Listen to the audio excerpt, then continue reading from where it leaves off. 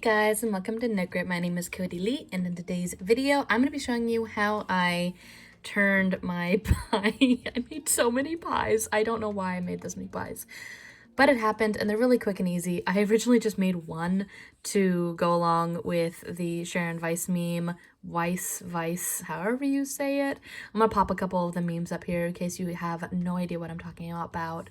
Basically, this woman burnt her pie and ended up blaming Marie Callender for it. She's just like, thanks Marie Callender for ruining Thanksgiving, and she's just so righteous about it, and it's really funny. So I decided I wanted to make a funny little keychain of the pie, and then I decided I want to make a bunch of normal pies, you know, really cute ones. So I'm going to show you how I ended up doing that little TikTok in the beginning. I'm going to be showing you how I make the perfect pumpkin pie in the middle, because I would show you how to do the burnt version, but the black yarn is hard to see on camera. So I'm going to just show it in this Bruschetta color, which I've been using a lot, and then also in this taupe color. So for this project, you will need some worsted weight yarn. I'm using I Love This Cotton. Every single one of these pies was made with I Love This Cotton. Like, holy moly, how adorable is that as a little cream pie? These are like the sock monkey yarns that they have. They're still there. I also have this one, which is, I believe is called Confetti. And then I made some more neutral colors, which I'm going to show you how to do the embroidery on these to give it that nice little weavy little crust. So if you're interested in that, stay tuned, and we're going to go through how to make all of this. I ended up also using some stuffing for the inside of this, so we'll be using that. I also am using a darning needle, as well as my size 3.25 millimeter crochet hook. I adore this crochet hook. It is a Furls crochet hook, and I'm a huge fan of the company. I'm also using poster board. You'll see what I mean later on, but in order to create this kind of flat, firm bottom, I ended up, the first one that I made for this one, I ended up cutting it by hand, so you can cut this by hand. I need every excuse to use my Cricut to justify its cost as much as I can, so I literally just measured from this point to this point, which is 2.25 inches. For you, it might be different, but I measured that exactly, and I cut exact circles. I just made a little circle on my Cricut Maker file, and I did that. So I just did that, and I'll show you how I add that on afterwards. I hot glued it. Don't think you necessarily have to. You could use fabric glue or some other glue, or not glue at all, honestly, with how it works. I think it looks better with the glue because I think it's actually flat, but I think with the stuffing it would be fine anyway. Anywho, I just used some poster board. It's wicked cheap. I ended up getting these from the Dollar Tree. I think it's like 2 for $1 over there for poster board, so I cut just a bunch of them to make a bunch of these. I'm also going to put these on key rings, so if you are interested in making a keyring version or an ornament for your Christmas tree, you could easily get those from Michael's, Hobby Lobby, Joann's, whatever your local craft store is. You could get those and add them on. I'm going to add on some key rings towards the end of this after I photograph a bunch of them. All right, let's go ahead and get started.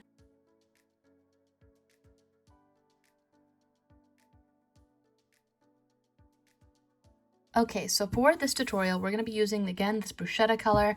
We have our unbaked pumpkin pie. I'm going to be making the middle pumpkin pie, which is perfect, and then we have our burnt pumpkin pie. If you're interested in making the burnt one, which is what I kind of posted on this, you can make it with black instead of this Bruschetta color, basically. I also have antique gold, which is this color, which I used for the crust for my burnt pie. That again is a Hobby Lobby I Love This Cotton, and that's an antique gold. But for this one, I'm going to be using taupe, and I'm going to be using the Bruschetta color as the center of my perfectly made pumpkin pie, essentially. So we're going to take our yarn, and again, there is a printable PDF for this that you can get on Ravelry. I'll have it linked. It'll be free for the first week, and you can get that right off of our Ravelry, linked down below in the description if you're interested in that and having a printable PDF. Be sure to subscribe and do all that stuff. Hit the bell so you'll be notified when we post new patterns, so you can get all the free Ravelry downloads. I typically do post things for free for the first week for all of my downloads. So, all right, so we have, I should do that again. There we go. We have our Bruschetta yarn. We're going to create a magic ring, which is what we initially do for all of our amigurumi. We're going to create a little slip knot. You're going to want to be comfortable with single crocheting through front loop only and back loop only, and you're also going to be wanting to be comfortable with working in the round. I have a lot of tutorials on how I work on the round. I'm also going to be staggering my increases, which I have an entire video on how I stagger versus stacking my increases. I'll do a brief explanation during this video, but generally you're going to want to be comfortable with those terms and those ideas basically. I have an Amigurumi 101 playlist if you're interested in that, linked down below again. So we just made our little slip knot. We're going to chain 2, 1, 2, and this is how we make our magic ring. If you do on traditional magic ring, just do your magic ring how you do it. I, however, just chain 1 and then 2, and then I skip the second chain and go back into the first. We're going to go inside that and we're going to put 6 single crochet on the inside. So 1, 2, back inside, 3, back inside 4, 5, and it's okay that it's opening up like that. It's absolutely okay. And 6. So now I'm going to take my tail and pull it nice and tight to close up that circle. We're then going to start working in the round. And what I mean by that is we're going to go from 6 stitches up to 12. And I like to go through the front loop only unless I otherwise specify. Front loop only means that instead of going through both loops, this is our front loop, this is our back loop right here. Instead of going through both loops like this, we're just going to go through the front loop like this. I'm also going to take my tail and, where's my tail go? Nope, that's my working yarn. Take my tail, there we go, and move it towards the front of my hook in between so that I can work this tail into the center of my second row, basically. I want it in there. So we're going to put an increase inside every single stitch. That's the first stitch, go back inside that same stitch and go again. So that's putting 2 stitches inside every single stitch. Our goal is to get from 6 up to 12 stitches. So now we're going to go into the next stitch, keeping our tail as if it is a piece of our work. And go 1, same stitch, 2. Third, we're going to go again, 1, and then again, 2. Our fourth stitch, 1, and then 2. Fifth stitch, 1, and then 2. And then our final stitch, 1, and then 2. So now what I like to do is I very lightly pull on my tail just a little bit to snug it up a little bit. That little center right there, I don't like it when the hole shows too much, and I find that doing that and hiding my tail in my second round helps minimize the hole and helps it from unraveling in the future. I like how it looks, and it looks a lot better. So now we're on round 3, and our goal is to again increase 6 more stitches. We're going to be going from 12 up to 18. So what we do is, while remaining through our front loop only, we're going to do that until I specify otherwise for the crust. For this, the topping part, we're just going to work through the front loop only. We're going to single crochet 1 in our first stitch, and then our second stitch, front loop only as it tries to split. There we go. Second stitch. We're then going to put 2 stitches inside that one. And I use my tail as a marker, so I'm going to keep an eye on when I come back to that, and that's going to show me where my round started, basically. So we're going to single crochet 1 and increase, single crochet 1 and increase,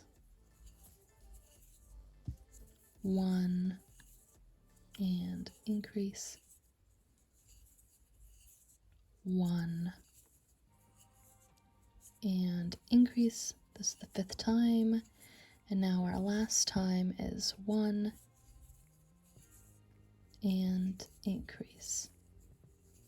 My cat is meowing in the background. She very much wants attention, so if you hear a little mews, that's Kess. I don't know why she just really wants food, even though I just fed her. So we have 18 stitches. 1, 2, 3, 4, 5, 6, 7, 8, 9, 10, 11, 12, 13, 14, 15, 16, 17, 18. I always double check after I finish my rounds just to make sure, because it's always such a pain in the neck when you look back and you realize your mistake is 3 rounds before. So I always count and just double check and make sure everything. I just took my tail and pulled it through my last increase. That helps me show where my marker is a little bit more. So here's where we're going to actually do something a little bit different. We're going to stagger our increases versus stacking them. I've talked about this in a lot of my videos. I just like how it looks a lot more round, and just generally it hides your increases a bit more. Again, I have a big video where I go more in depth about it, but essentially what we would do is we're increasing another 6 stitches, and so every time we're putting 1 stitch between our increase and where we were, basically. So here we just single crocheted 1 and increased. So for the next round it would be it would stand to reason that you would single crochet 1, 2, and then increase. But when you stagger your increases, you do this on your even round. So when you have an even number of stitches between your increases, and again, if you're more comfortable with just single crocheting 2 and then increasing, you can do that. I single crochet 1, increase, and then single crochet 1. This splits the difference between your stitches. There's still going to be 2 stitches between your increases, but it makes it so that your increase from the previous round doesn't line up with the one from this round, and it makes it so that they're less easy to see, because anytime you increase, you create a larger hole ever so minimally, and it can still be apparent, and that's how you get that hexagonal look to your amigurumi. So again, we're going to bounce our camera. We're going to single crochet 1, 2 to the increase in that one, so we put 2 stitches in that one, and then single crochet 1. So if you look at it, there's still 1, 2 stitches between your increases, 1, 2, but it's now staggered, so they're not sitting on top of each other. I'm going to do this for the rest of the round. So 1, increase, 1, all the way around until we get to the end, until we get back to here. So 1, increase, 1, 1, increase, 1, and final increase, repetition, increase, and 1. We're going to move our tail forward, and our next round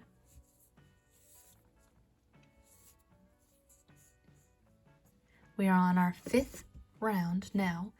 1, 2, 3, 4. We're now going on our 5th round. We're going to increase from 24, which is what we just increased to 30. And the way that we do that is we single crochet 1, 2, 3, and then on the 4th stitch we increase. We're not gonna stagger it this round because it's an odd number, and that's how we keep our increases from lining up on top of each other, basically. 1, 2, 3. Pull that down a little bit, and then increase, 1, 2, 3, increase that 4th stitch, and we're going to keep doing that all the way to over. 1, 2, 3,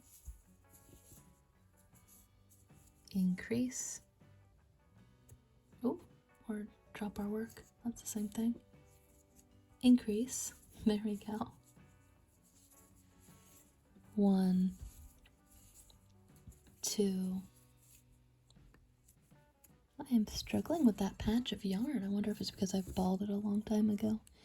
1, 2, 3, and increase.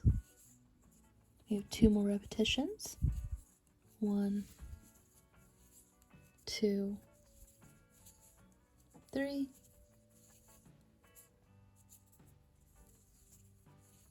increase, 1, 2, 3, and increase. 2 stitches in that last stitch right there.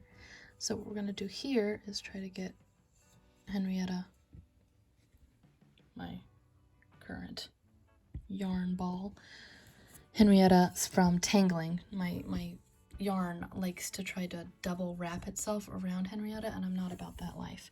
All right, we're gonna move our tail forward, and we are on our final row where we are gonna be going from 30 stitches up to 36. So here, instead of doing single crochet 4 and then increase, we're going to single crochet 1, 2, and then increase.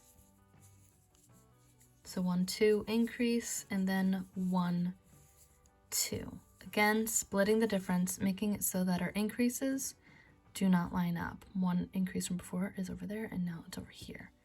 So again, 1, 2, increase, 1, 2, 1, 2, increase,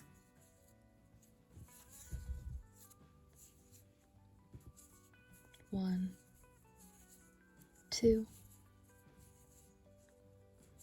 1, 2. I split my yarn there and I'm debating going back. I might just, because of how I sew it, it's just going to be fine, so I'm just going to keep going. Usually I would go back, but 1, 2, 1, 2, increase, 1, 2, 1, 2, increase, 1, 2. We have one final repetition right here, so 1, 2, increase, and 1, 2. All right, so here's where things get a little funny and how I do finishing for this. So I'm going to take my tail and pull it out. We're then going to leave a decently long tail, like probably about 12 inches long, quite honestly, so that later on I can sew this into the loops on my crust. What I'm going to do next is take my hook, pull that all the way through. Because I worked my original tail through the original second row, I'm going to just snip that, leave it so it's not so tight to it, but it's not like, it's going to stay. And here I'm going to do something called a seamless fasten off. You don't have to do it this way. If you just want to do a slip stitch off, you can do it that way too. I've taken my darning needle and I've put my tail on it. And I also have a video on my Amigurumi 101 playlist for how to do a seamless fasten off. I just like how this looks and it's very satisfying. So if you're interested in me going slow about this, I do have a seamless fasten off video again in the 101 playlist. But essentially we pull that through, we skip our first stitch from here and we go into our second one. And now that we've gone through that, we're creating the first leg of our seamless fasten off. Then we're going to go back inside that final stitch, and I like to go through both and kind of go through that first little loop there, and I'm going to pull that and make it so that this looks just as tight as all of the other stitches. That way it just looks like that. Now we're going to drop our tail for now. We're going to let this kind of cool off, just be some fill-in. It's hot off the stove, you know. I'm going to let that hang out over there. Put my hook right there, and we're going to do those exact same steps for our crust. So we're going to work 6 to 12 to 18 to 24. Let me grab it right here. I already have it pre-made. 6 to 12 to 18 to 24 to 30 to 36 stitches. We're doing the exact same thing for our crust. And our taupe color and our antique gold color, whatever pie you're making, that's essentially what we're doing. So I'm going to move this over here. We have now, I'm sure you're going to pause the video at this minute mark and catch up, but I have already made it here, so we're going to continue on from here for the crust. I'm going to put the pattern right here so you can see it, and that's essentially what we're going to be working on next. We've started the same exact design right here. We've worked up to 36, and this is where things get a little bit different. This is where we're going to start working through the back loop only for only this round. So for round 7 of, I believe it's 7, I'm going to correct it on here. Look at the screen to know exactly what row it is. Pretty sure it's 7. We are going to take our work. We just finished off our single crochet 2, increase single crochet 2 6 times. And what we're going to do from here is we're going to slip stitch into our first stitch very loosely. This matters. I'm going to kind of let it be a little bit loosey-goosey because we will have to work back into that. But from here, what we're going to do is, instead of working through the front loop only, like so, we're going to go through the back loop only, leaving those little bumps and ridges along the way for all 36 of these stitches. When we come back to the front, I'll show you how I kind of fix that little chain 1. I accidentally made, not really accidentally, but I made an extra little stitch there from chaining up, and I'll show you how I make it so that that line looks a little bit more invisible. So we're going to single crochet across, dropping all those front loops like so, all the way down. We also held our tail, this tail, into our second row again as well. So that makes it so that you can just cut this later when you're no longer using it as a tail. If you use a stitch marker, you can cut it anytime you want. If that drives you crazy, go for it, you know? So we're going to do all 36 of these stitches. I might just fast forward real quick and show you what it looks like when I come back to the very front part of it, the very beginning of our row right here. Be right back.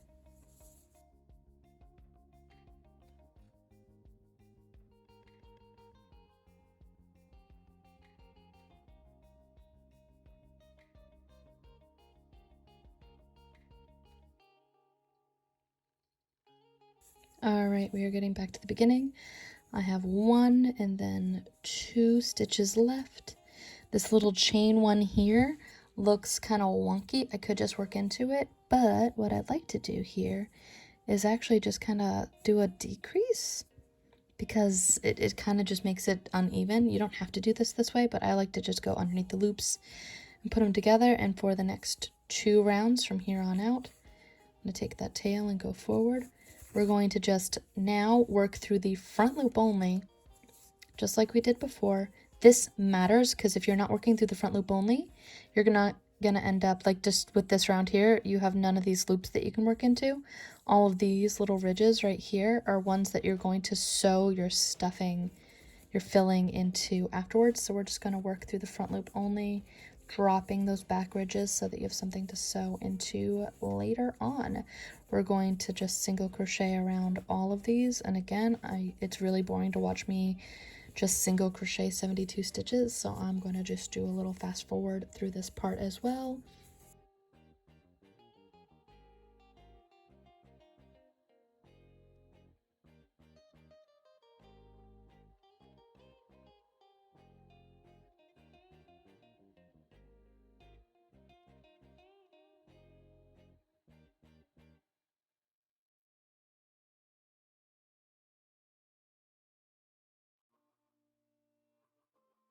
Alright, we're getting to the last stitch right here, and we're going to do the same seamless fasten off that I did earlier. So we're going to cut a not too much longer tail. This one, not too long of a tail. This one we're just going to be hiding because we already made our long tail for over there. We're going to pull that through. Again, cutting our main little tail from that we fit in earlier. Snapping that off real quick, doing our little seamless fasten off. If you want to see another example of it, this one we're going to just skip. If you have a hard time seeing your stitches, maybe tightening it just a little bit can help. Skip this stitch, go into the first one from the front through the back. And now for this one, what I like to do is I like to take it and weasel it through all of these back loops. I like to just go through the back loops on all of them while I'm doing this. That way I can kind of hide it that way. Going through, splitting a bunch of yarn in the middle, you know, as you do. Pull this until it's just the same size. The stitch looks the same size as the rest of the stitches, so it's seamless. And then I'm going to take this, and since I worked it through so many of those back little ridges there, I can cut it. That's not a big deal. And so now, this is the fun part where I kind of go off camera to go hot glue something real quick, but essentially, your goal is to kind of figure out where the bottom of your crust is. You're going to take your circle, you're going to cut a circle that is the width and diameter of this part where your back loop only forms. That's why you do the back loop only, because it makes and creates a good ridge, but also you can measure it and make a nice good circle basically. So I'm going to plop that in, and I kind of just force it to fit. I put this in once already just to fit it. I do it before I put the glue in just to make sure that everything's kind of shaping the way that I want it to. And then I take it back out. I hot glue all along here. And then I take this starting from here, and then I start pressing it down and go blop, like so. So I'm going to go do that real quick, go off camera, and then I'll show you how I sew this on. And once this is sewn on, I'll show you how to turn this cherry pie into a cute little embroidered pie. Be right back. Okay, so my husband is currently my tripod right now, and I just wanted to show exactly where I hot glue on here. Basically, you've got your hot glue gun, you've got your little cardboard poster board. I like to hot glue right along, I don't know if that's showing it very well, right along the bottom, and then kind of spiral it into the center. And it likes to get stuck on the side of the pie. Just, you know, I'll cut that off later. Anyway, I'm gonna take this and I'm gonna plop it into my center while trying not to touch the outskirts of the pie, while also squishing it. So yeah, I'm gonna cut that off. It's fine, it just got a little tap right there on the side. And I'm gonna keep kind of pushing it, making sure that this is flush with the side ridge right here. Does that make sense? I hope that makes sense. Does that make sense to you, honey? Sure. Okay.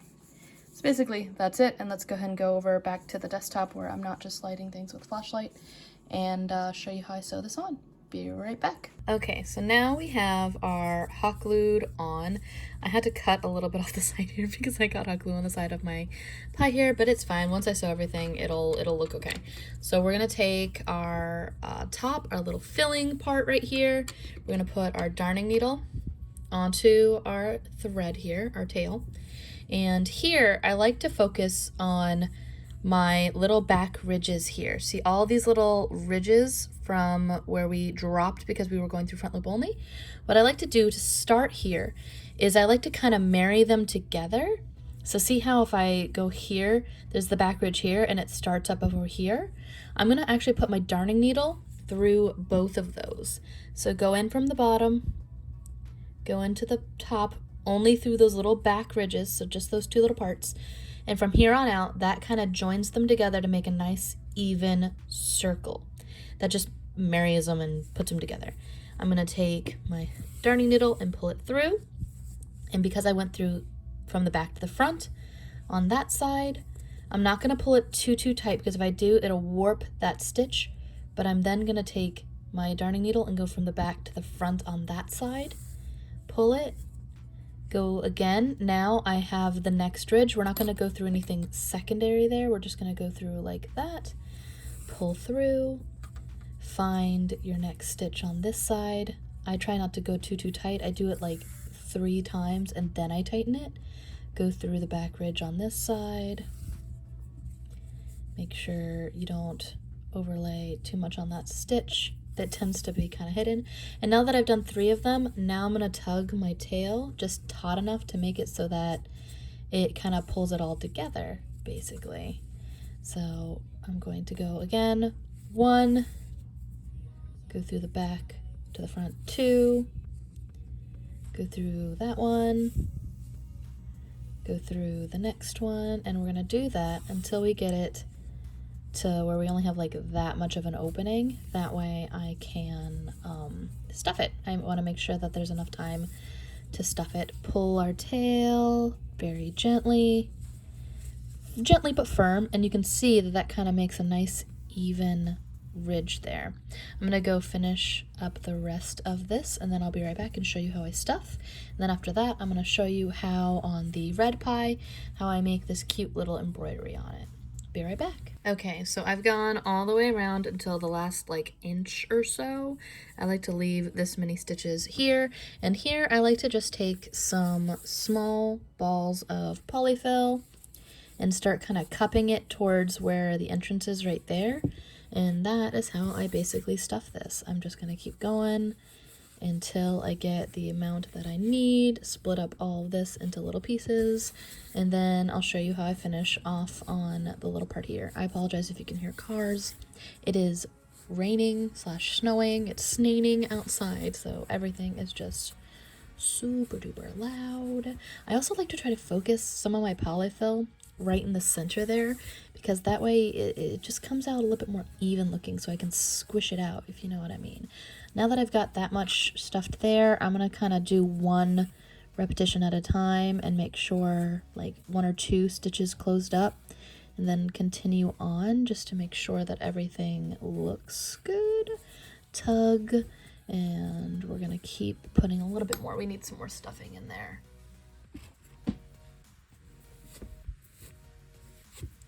Going to just kind of keep balling it and shoving it in there as much as I can.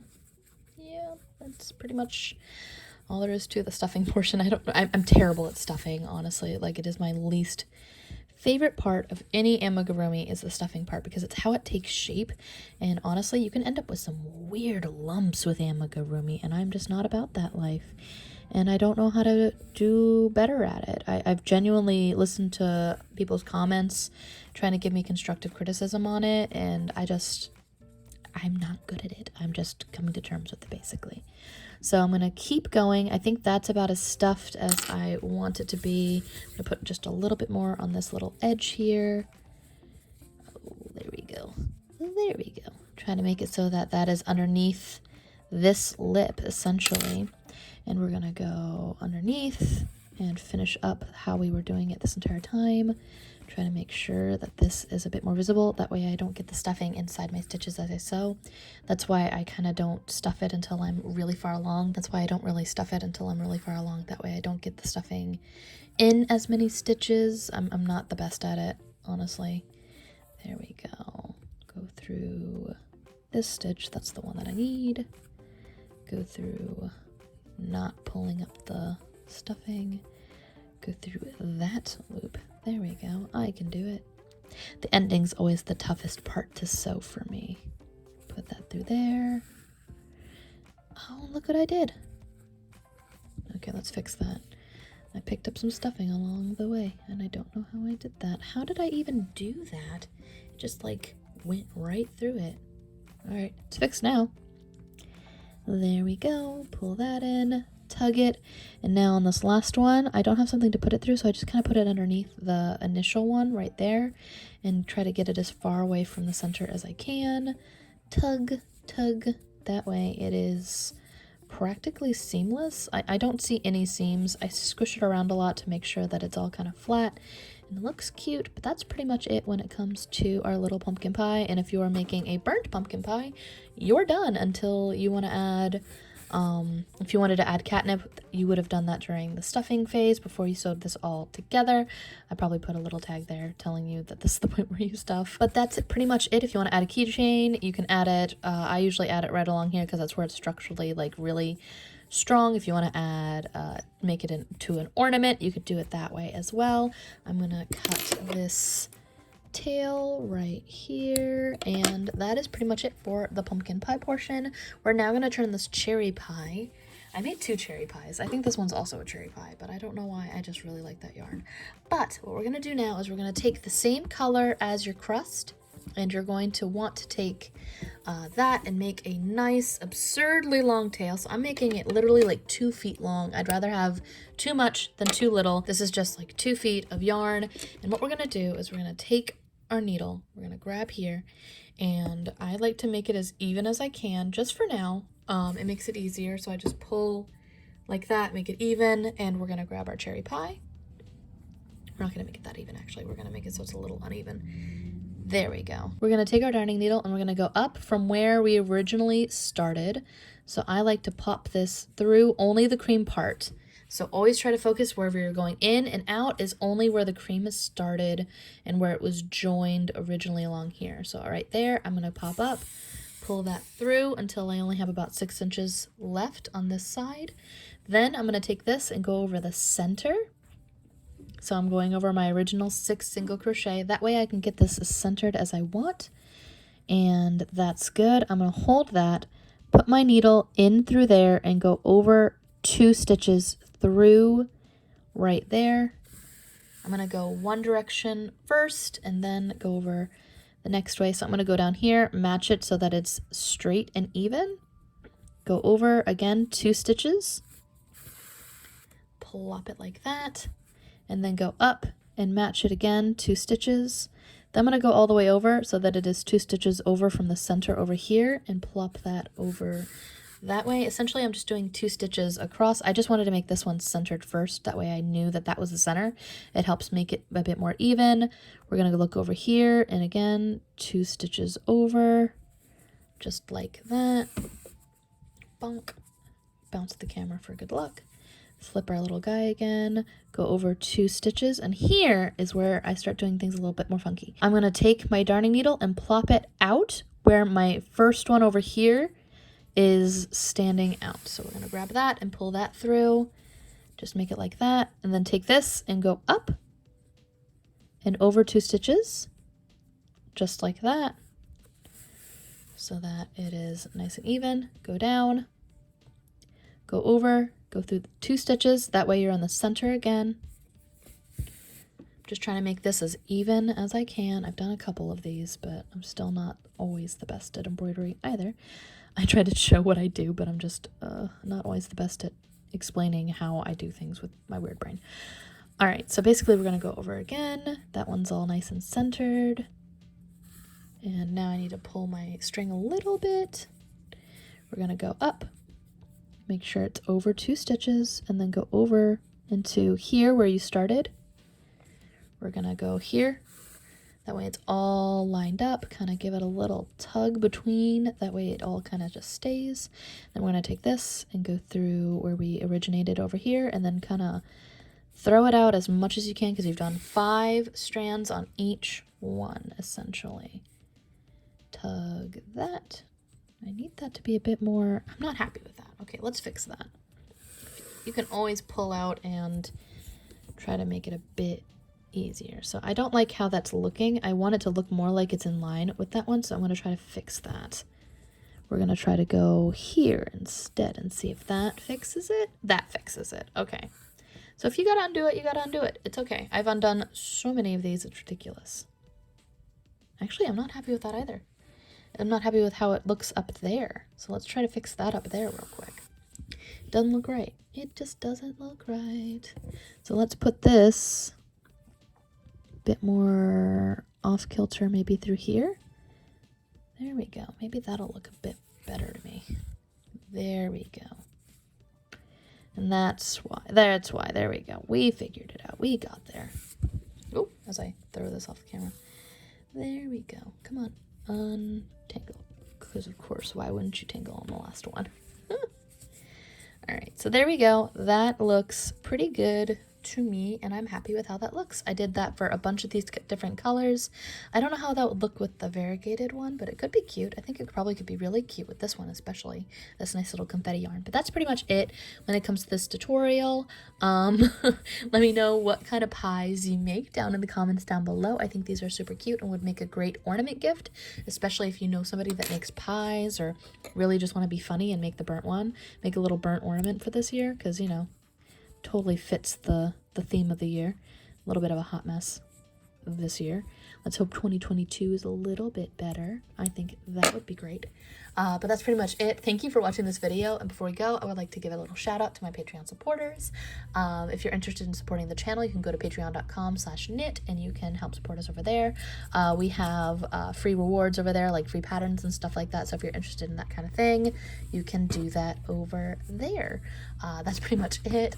Thanks again for watching, and be sure to like and subscribe. Hit the little bell before you leave. if you want to see more videos like this. Until next time, guys. Bye! And don't burn your pies. You know.